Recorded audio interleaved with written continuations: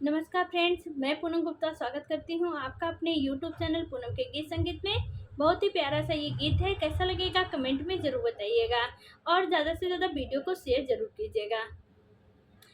भइल बिया हमरे फूटे करमवा, सुन ले तू मोरिया माँ हो। भइल बिया हमरे फूटे करमवा, सुन ले तू मोरिया माँ हो। सुन ले तू मोरिया माँ हो। एकता मिलल करिया बलमुआ, दूसरे हवे निकम्मा हो। एकता मिलल करिया बलमुआ, दूसरे हवे निकम्मा हो। भइल बिया हमरे फूटे करमवा, सुन ले तू मोरिया माँ हो। अरे सुन ले तू मोरिया माँ हो।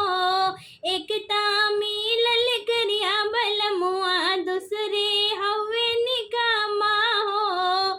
एकता मिलल करिया बलमुआ, दूसरे मिलन निकम्मा हो। सेंट मार के झार के जुल्फी घूमे दिन औरतिया हो। सेंट मार के झार के जुल्फी घूमे दिन औरतिया हो। सास ससुर के भी माने नाही पियवा हमर बतिया हो। सास ससुर के भी माने नाही पियवा हमर बतिया हो। सेंट मार के झार के जुल्फी घूमे दिन औरतिया हो। सास ससुर के भी माने नाही पियवा हमर बतिया हो। टूटी गइल अरे मान ये दिल के राहे जितना लंबा हो। टूट गइल अरे मान ये दिल के रहल जितना लंबा हो। अरे रहल जितना लंबा हो।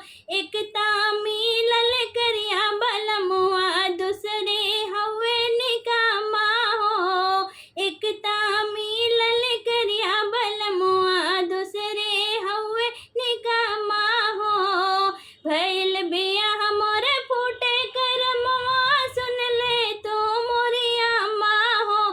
अरे सुन ले तू मोरिया माँ हो। एकता मिलल करिया बलमुआ, दूसरे हवे निकम्मा हो। एकता मिलल करिया बलमुआ, दूसरे हवे निकम्मा हो। पिया पगलटवा हवे रे माई, कितना हम बताई हो। पिया पगलटवा हवे रे माई, कितना हम बताई हो। करम फूट गइल रउआ के हो, कितनो तोहसे हम छुपाई हो। करम फूट गइल रउआ के हो, कितना तोहसे छुपाई हो। अजय